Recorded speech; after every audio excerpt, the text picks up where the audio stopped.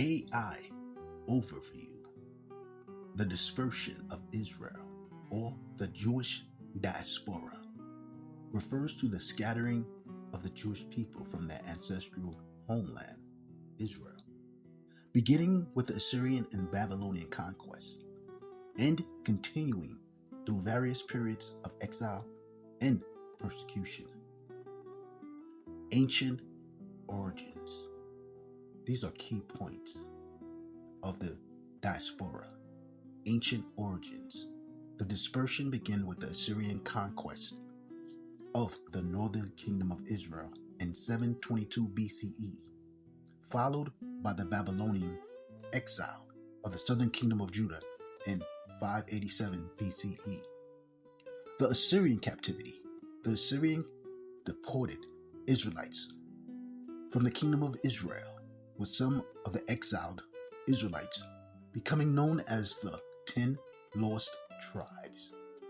The Babylonian captivity. Nebuchadnezzar, king of Babylon, carried Judah into captivity, further contributing to the scattering of the Jewish people. Roman destruction of Jerusalem. The destruction of Jerusalem by the Romans in 70 CE led to a widespread dispersion of Jews throughout the Roman Empire and beyond.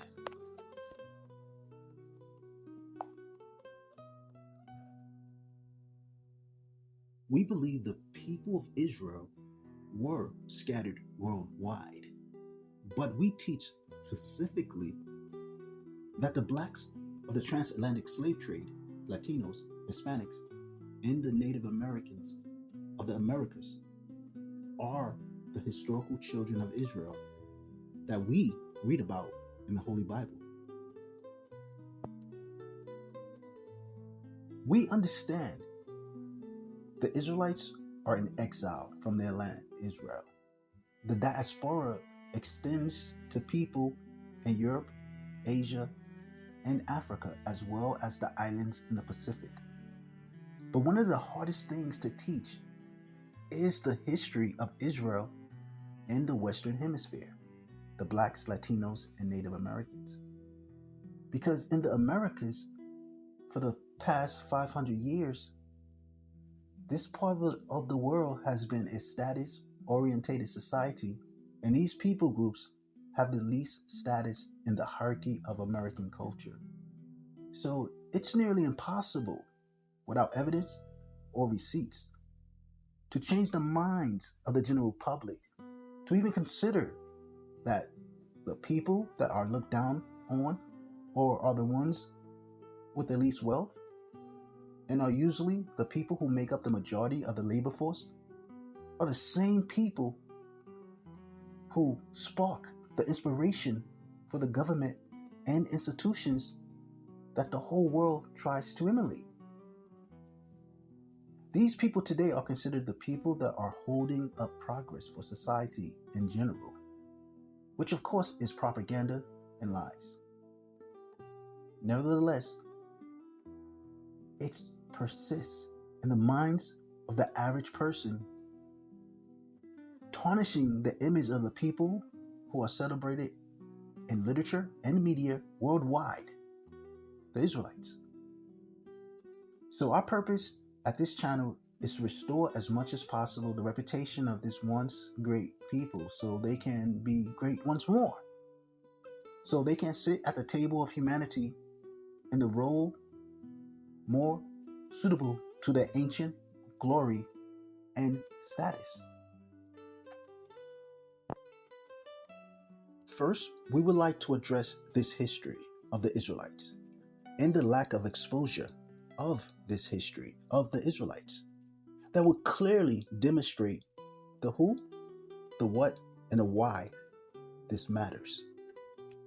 Continuing in the spirit of the last video that brought up the well-meaning but naive idea that this history began with William Saunders Crowley, a former slave just fresh off the plantation, having a vision that the former blacks of the Americas, especially the American South, were descendants of the biblical Israelites. And then opening up a church to preach this message. This is not completely an unsympathetic and gut-wrenching story, but it leaves out the most interesting and important features of the story of a fall, a national fall from grace, and then a national cry and mercy, and then a national redemption of a people that fell from power and grace into slavery.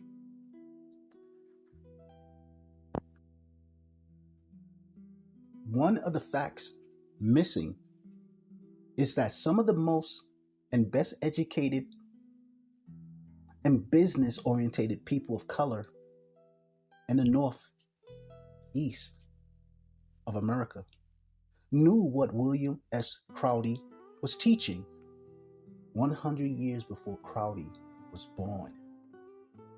And they published a book about it.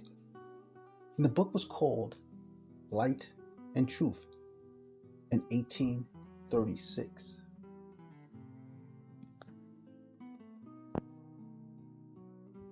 One of the most interesting part of this story was the man who wrote the book Truth and Light, exposing the actual history of the Blacks, Latinos, and Native Americans in this country, revealing that they were the Israelites of the Bible.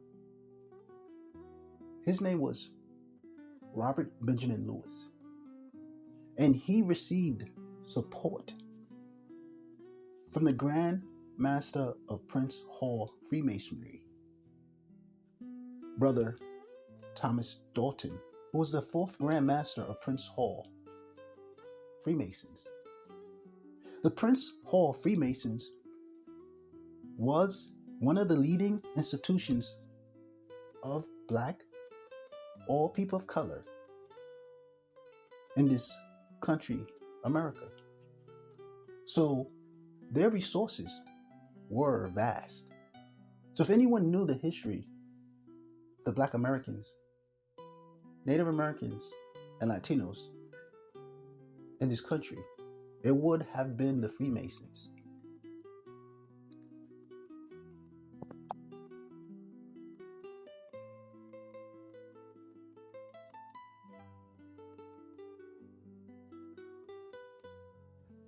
So another important or a little bit of information is that this wasn't the first secret society that Black Americans belonged to in the Western Hemisphere. The Prince Hall Freemasons could look back at a time before 1776, when the United States consisted of only 13 colonies of the British Empire. And they could recall a time when the Blacks and Latinos of the Americas were members of the Order of Christ, or what most people would know today as the Knights Templars.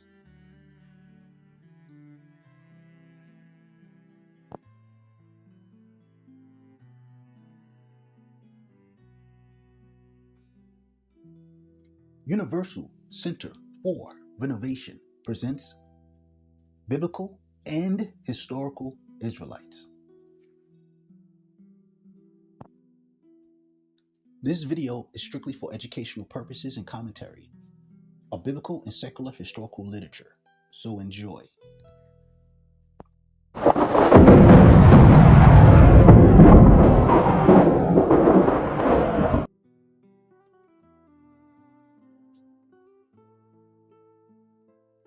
The Israelites of Africa were Knights Templars.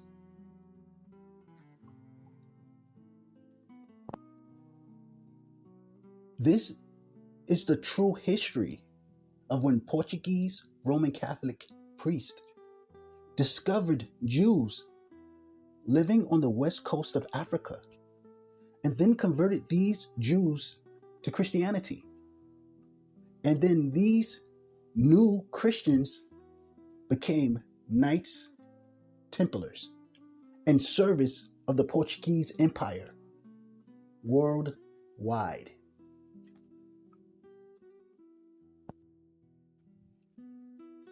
And the Lord shall scatter thee among all people, from one end of the earth even unto the other. And there thou shalt serve other gods, which neither thou nor thy fathers have known, even wood, the Catholic Church, the Roman Catholic Church, and stone, the religion of Islam. Deuteronomy 28 and 64.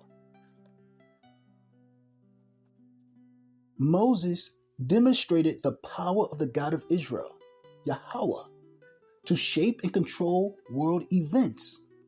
And he prophetically foresaw the future rise of both the Roman Catholic Church and Islam, even though these institutions did not exist in the time of Moses. While the Bible primarily focuses on the history and future of the Israelites, the Bible in certain passages can be seen as foreshadowing the eventual spread of Christianity through the Roman Catholic Church and the rise of Islam. This suggests that Moses, under divine inspiration, predicted the direction of world religious history long before these significant institutions came into being. As Roman Catholicism spread to distant lands, it also carried with it various religious orders, including the Knights Templars and the Order of Christ. The history of the Order of the Temple, or the Knights Templars. As the Order of Christ, led by Prince Henry the Navigator, was one of the main developers of the Portuguese discoveries, the cross of Christ was used on the sails of Portuguese caravels and carracks, and other ships involved in the exploration of the seas. For this reason, the emblem has been forever associated with the Portuguese discoveries, making it one of the main symbols of the discoveries in the Portuguese overseas empire. After Manuel, Duke of Beja and governor of the Order of Christ, became King of Portugal, the cross of Christ came to be considered and used as a national emblem of Portugal. It has since become a generic Portuguese and later Brazilian emblem. After Pedro declared Brazilian independence and became Emperor of Brazil, the cross of Christ was also present in the coat of arms and flag of the former Empire of Brazil. Dom Nicholas, a noble prince from the Kingdom of Kongo, journeyed across vast seas to pay a royal visit to the Queen of Portugal. When Prince Dom Nicholas, who died in the year 1860, son of King Henrique II of the Congo, visited the Queen of Portugal in November in the year 1845, a portrait produced Tiro do Vivo from life by the artist Pedro Augusto Gulami to mark the occasion showed him wearing showing Dom Nicholas wearing the cross of the Order of Christ. In a historical moment of cultural exchange, a prince from the Kingdom of Kongo traveled to Portugal to meet with the Queen of Portugal. This visit, occurring during the 1800s, marked a significant diplomatic encounter between the African kingdom and the European power. The prince's journey symbolized the growing interaction between Africa or African and European societies. During this period, involving not only trade and politics, but also the sharing of knowledge, customs, and religion. The visit highlighted the complex relationship and mutual influences between the two regions during a time of global exploration and expansion. Dom Nicholas was a descendant of the royal family of the Kingdom of Kongo. But by that time, when he came to power or into preeminence, the kingdom had lost much of its former power and territory.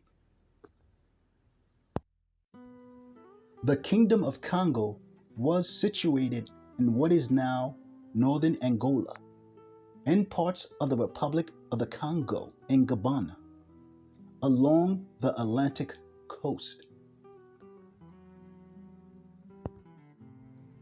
It existed from around the 14th century into the late 17th century. The kingdom was a highly centralized monarchy. The man Kongo, or king, was the supreme ruler, and the kingdom had a well-established bureaucracy. It was divided into provinces, each ruled by a local leader who reported to the king. Dom Nicholas, Prince of Congo, who passed away in the year 1860, is a lesser-known historical figure associated with the Kingdom of Kongo in the 19th century. Unlike the earlier rulers of the Kingdom of Kongo, such as the famous kings of the 15th and 16th century, by the 19th century, the kingdom had already been significantly weakened due to Portuguese colonization, the slave trade, and internal struggles. In the days of Dom Nicholas, the Kingdom of Kongo was no longer a unified political entity, but rather fragmented into smaller factions, some of which were under control or influence of the Portuguese. Dom Nicholas, as a prince, would have been involved in these complex dynamics and likely sought to preserve the remaining authority and influence of his family and people. Though the Congo kingdom sovereignty was being steadily eroded. The specifics of Dom Nicholas' actions and influence are not well documented in widely accessible historical records. Many of the records of this time period are held in private collections, and much of his life remains obscure. However, it is known that the Kingdom of Kongo, by the time of his death in 1860, was part of the larger context of Portuguese colonial expansion in Africa, which eventually led to the formal establishment of Portuguese Angola in the late 19th century. The Kingdom of Kongo's former lands were absorbed into this colonial entity, marking the end of Kongo's political and cultural independence. The Kingdom of Kongo had a notable relationship with Portugal, especially after the introduction of Roman Catholicism to the kingdom in the late 15th century. Christianity was not new to this region. The kings of Kongo, particularly after their conversion to Christianity, developed ties with the Catholic Church and the Order of Christ, a Portuguese Catholic military order that was closely tied to the Portuguese monarchy and its overseas endeavors. The Order of Christ has significant influence in Portuguese-controlled territories. including the Kingdom of Kongo, where many kings and nobles received membership in the order. Dom Nicholas, being a prince of Congo, was portrayed or depicted in clothing that featured the Order of Christ symbol, particularly the Red Cross. Since members of this order were often bestowed with this insignia, the Red Cross did appear on robes, tunics, or other royal attire to show the prince's affiliation with Catholic faith and the Portuguese monarchy's military and religious interest. Dom Nicholas, wearing Templars or Order of Christ symbolism, would fit into the broader context of Congo's relationship with Portugal and its Catholic traditions. Dom Nicholas, Prince of Congo, wears European clothing and icons, a royal coronet or cap, and the prince also wears a cross patee on his cap, symbols of the Knights Templars, also known as the Order of Christ.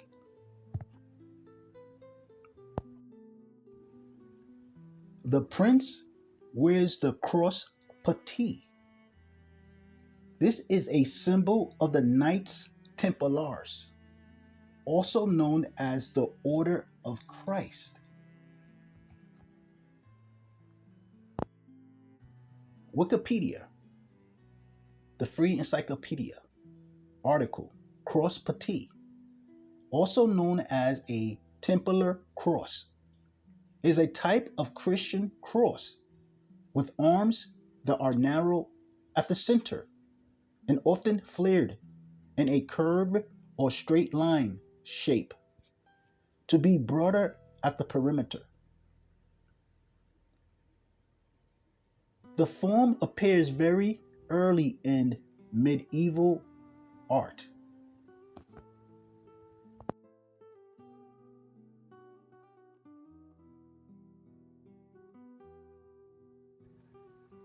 Wikipedia, article, Knights Templar, the poor fellow soldiers of Christ and of the Temple of Solomon, mainly known as the Knights Templar, was a French military order of the Catholic faith and one of the wealthiest and most popular military orders in Western Christianity.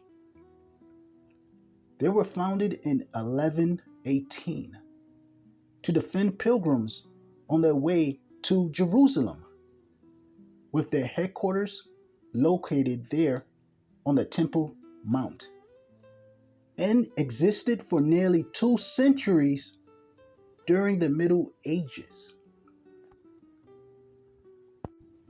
The Knights Templars were officially endorsed by the Roman Catholic Church. The Templar Knights, in their distinctive white mantles with a red cross, were among the most skilled fighting units of the Crusades. They were prominent in Christian finance. Non-combatant members of the order, who made up as much as 90% of their members, managed a large economic infrastructure throughout Christendom. They developed innovative financial techniques that were an early form of banking.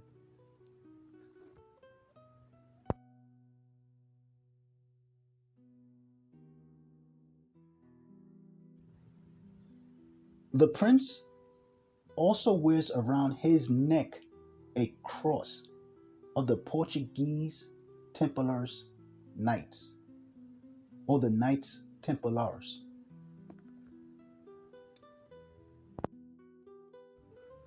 Wikipedia article, Order of Christ. Following the dissolution of the Knights Templar The Order of Christ was erected in the year 1319 and absorbed many of the Knights Templar into its ranks, along with Knights Templars property in Portugal. Its headquarters became a castle in Tomar, Portugal, a former Knights Templar castle. The Military Order of Christ considered themselves the successors of the former Knights Templar. After the Templars were abolished on the 22nd of March, 1312, the Order of Christ was founded in the year 1319 under the protection of the Portuguese King Denis, who refused to persecute the former knights. Denis revived the Templars of Tomar as the Order of Christ, grateful for their aid during the Reconquista and in the reconstruction of Portugal after the wars. Denis negotiated with Clement's successor, John the 22nd, for recognition of the new order and its rights to inherit Templar assets and property. This was granted in the papal bull. The papal bull Ad Ea ex Quibus on the 14th of March 1319. The Portuguese brought the Order of Christ with them to Congo and Brazil.